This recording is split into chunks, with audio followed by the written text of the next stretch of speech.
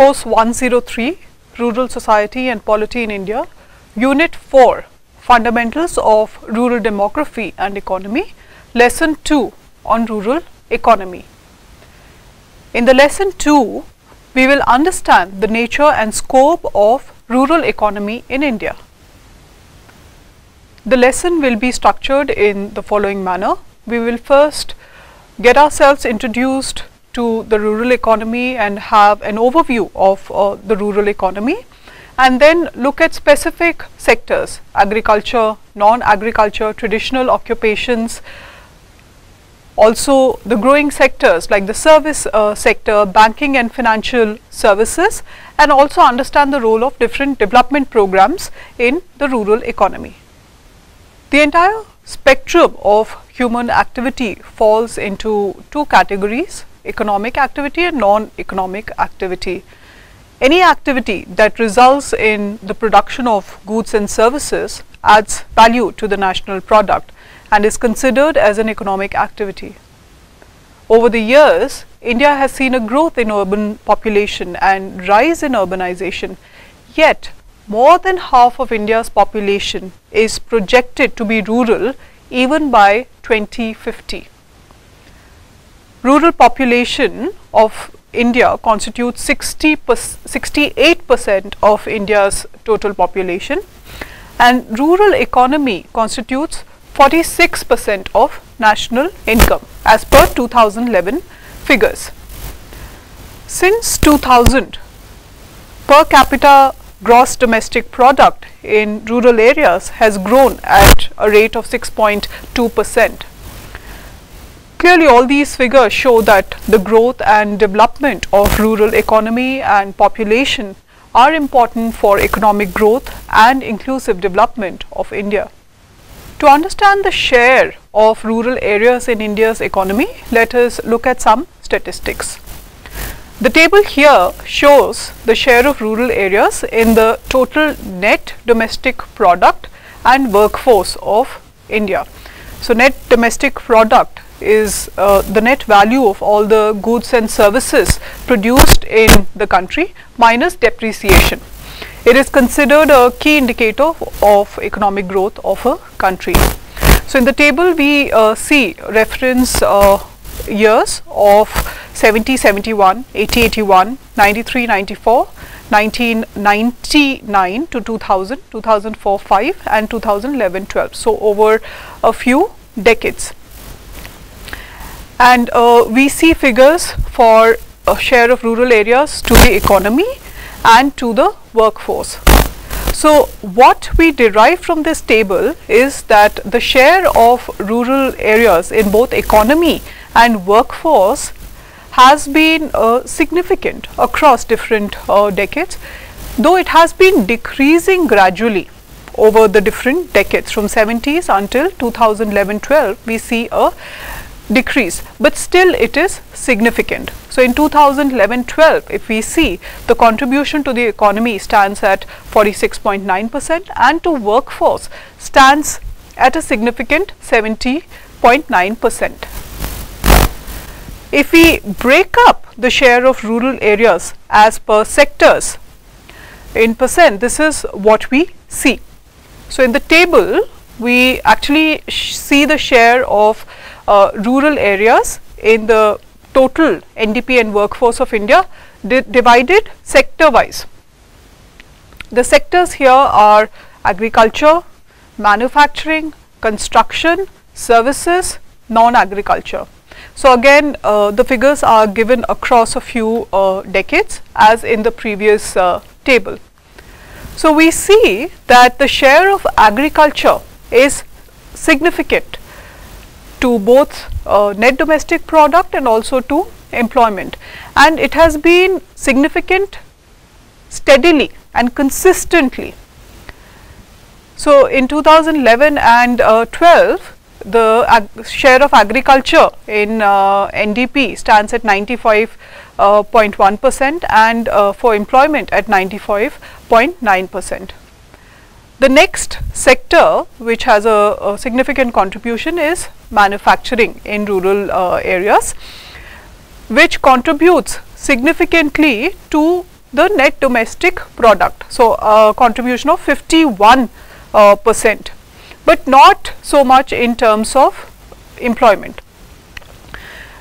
The sector which contributes to the employment aspect is the construction sector in rural areas. Here we see that its contribution to national employment is 74.6%. What we just saw was the share of rural economy to the net domestic product of India. Now, if we have to look at the net domestic product of only rural areas and not compare it with national figures, here also we see that the share of agriculture in across different sectors is maximum. What we see here in the table, again over a few decades, agriculture, manufacturing, construction and services sector and their percent contribution to just rural NDP. So, if we look at agriculture, the contribution has been the maximum across these four sectors, though it has been declining over the decades. So, it started with 72% in 1970-71 and in 2011-12 it stands at 39%. What we see is that the share of services sector has become substantial over the decades. In 2011-12 it stands at 27%. If we look at the sector wise share to total employment in just rural areas, here again we see that the share of agriculture is the maximum. In the table that is given here, again we look at the same four sectors across the different decades. So, if you have a look at the agriculture sector, 1972 to 73, the share of agriculture sector to employment in rural areas was about 85%. It has come down to 64% in 2011-12, but still it has a significant contribution to rural employment. And the services sector has seen an increase over the years in its contribution to employment in rural areas, and it stands at 15.5% in 2011-12. Clearly, agriculture is the mainstay of rural economy.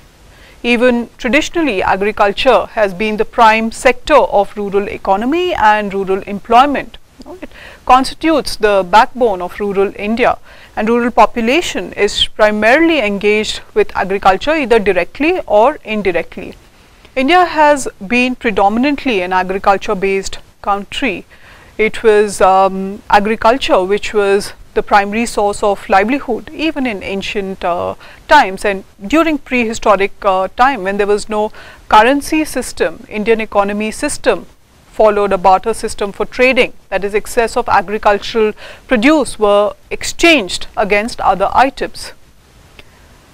Agriculture produce and system in India is varied and it offers a wide portfolio of products: food grains, fruits and nuts, vegetables, spices, tea and coffee. And the livelihood of 58% of Indian population is dependent on agriculture.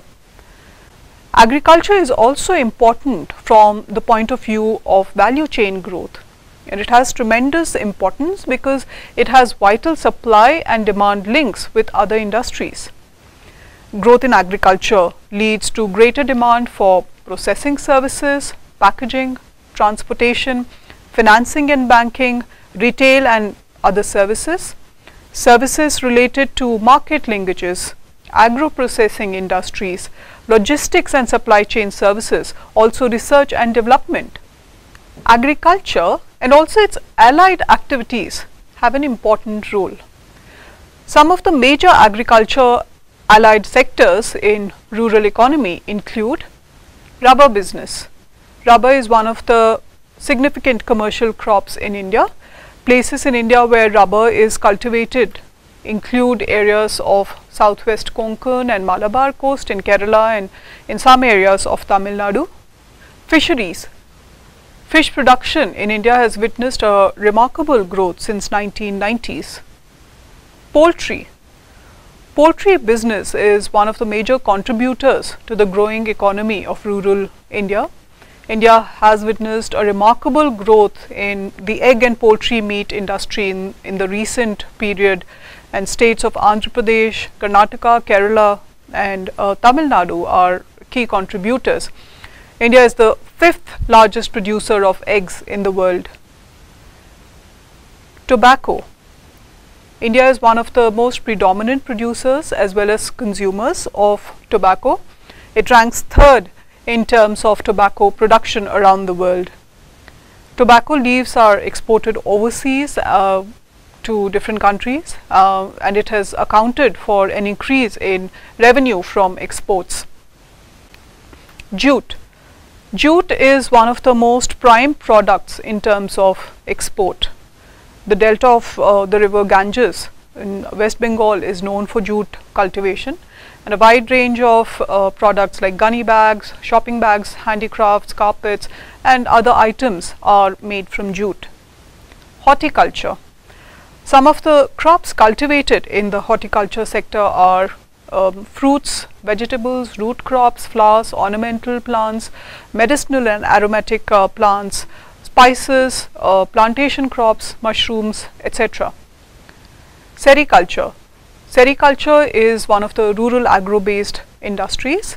It refers to silk production, and it offers agro-based, ecologically and economically sustainable activity for the poor, small and marginal farmers, and also includes women. In fact, 60% of the pre-cocoon and post-cocoon sector activities that are done in sericulture are carried out by women.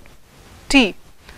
The tea business has been part of Indian economy for the past over 100 years, and the areas of tea production in India include rural areas of the eastern side and also southern states, Assam, West Bengal, Tamil Nadu and Kerala.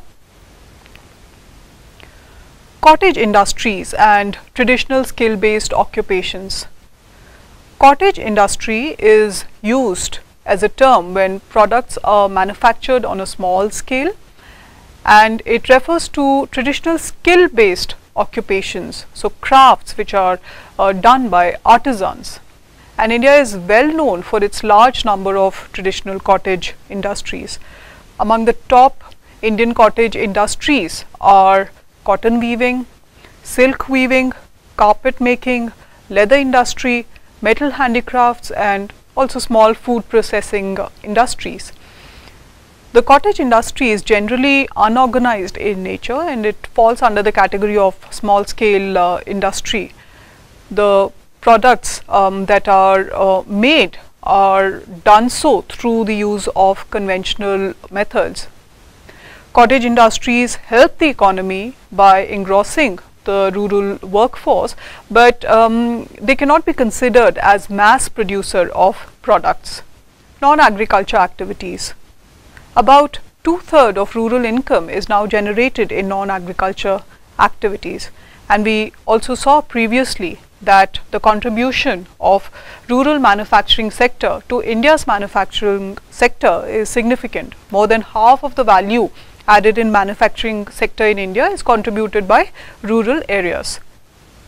So under non-agriculture activities, some of the sectors are manufacturing, construction, services. The services sector. We saw earlier that the contribution of the services sector to the rural economy and to the rural employment has seen an improvement over the past few decades. So if there has been an increase in the share of the services sector, let us break this. Within the services sector, which are the sub-sectors? This is what we see in the table that is given. The table gives the reference years 1993, 94, 2004, 5 and 2011, 12. The sub-sectors that are given: wholesale and retail trade, financial services, transport, storage and communication, public administration, defense, hotel and restaurants, and others. So if we take the figures for the most recent reference here given in this table, we see that 2011-12 financial services have the most share within the services sector at 38%, and it has seen a growth rate of nearly about 11%, followed by transport, storage, and then wholesale and retail trade. So to understand the growth of this sector further, let us have a look at these figures. In the graph that we see here, there is a depiction of accounts and savings with rural financial institutions. On the x-axis, we see the time frame from 2010 to 2018 with a gap of 2 years, and on the y-axis, we see the percentage.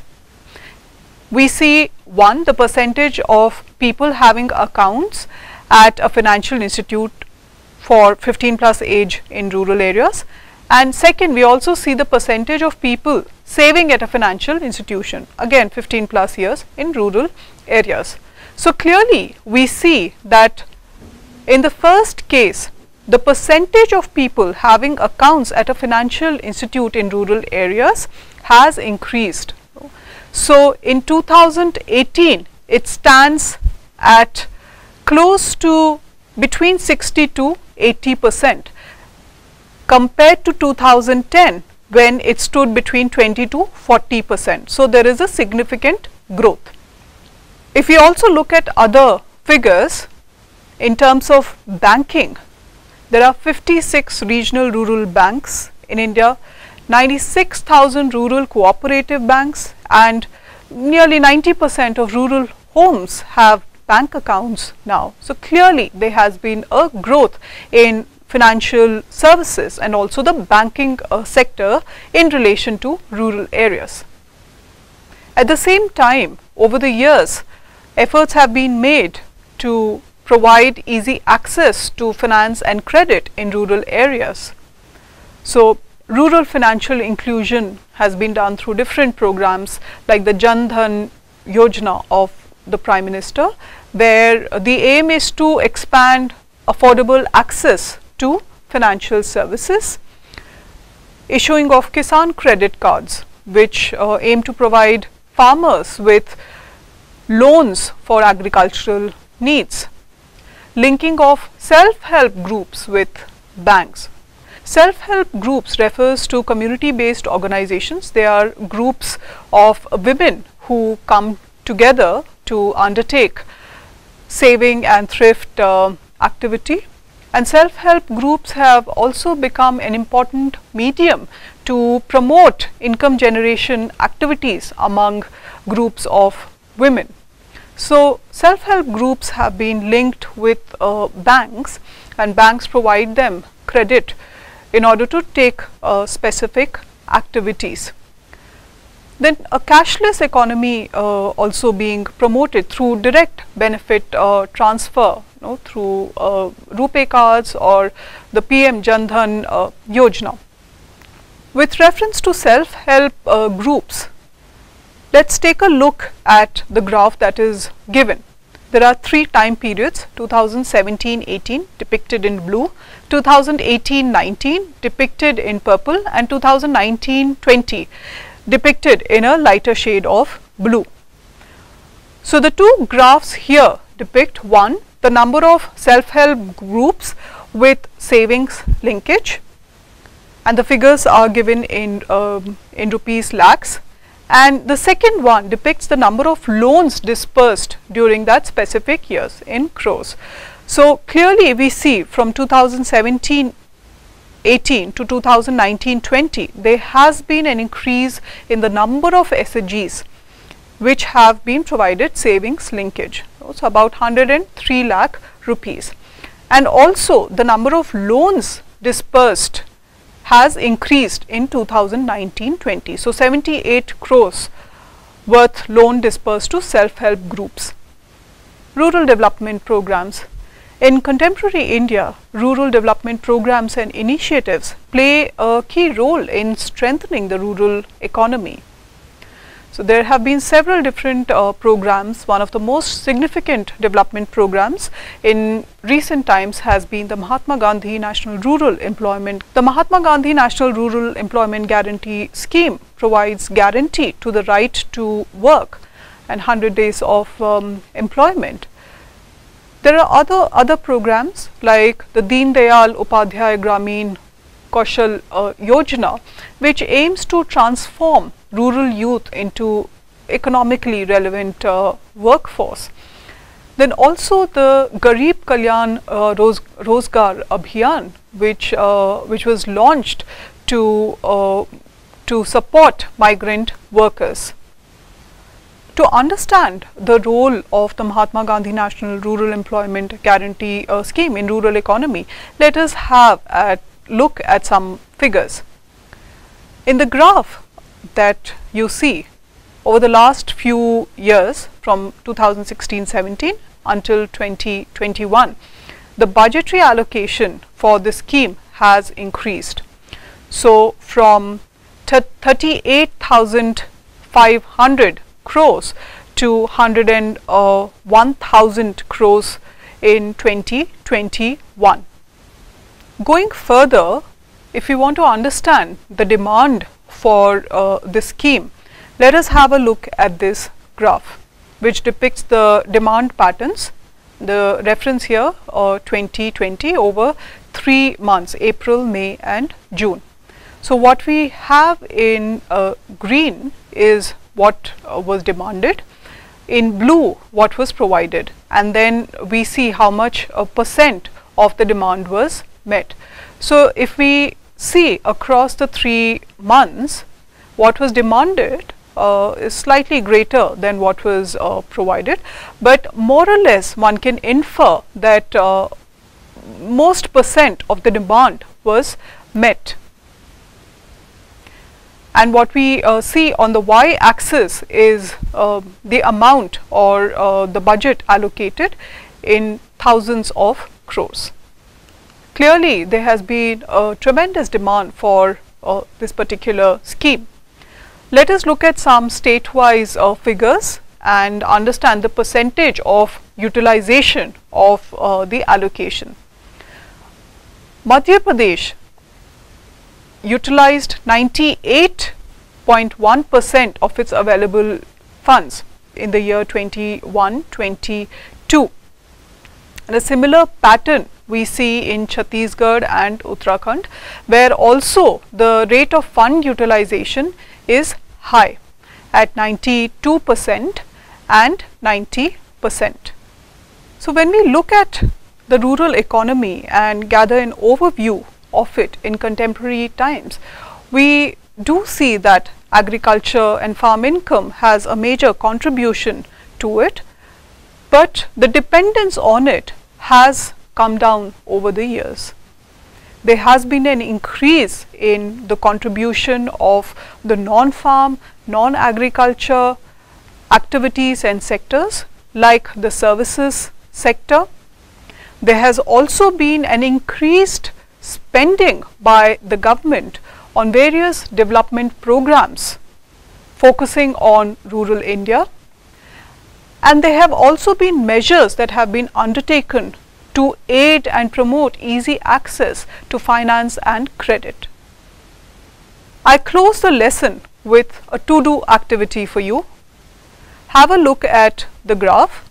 The graph depicts public works as percent of total rural economic activity, and this has been given for 2 time periods, 2004-05, 2007 and 2008. Interpret this chart. What does it depict about rural economy and what can you draw from it? Just write 2 to 3 points. Thank you.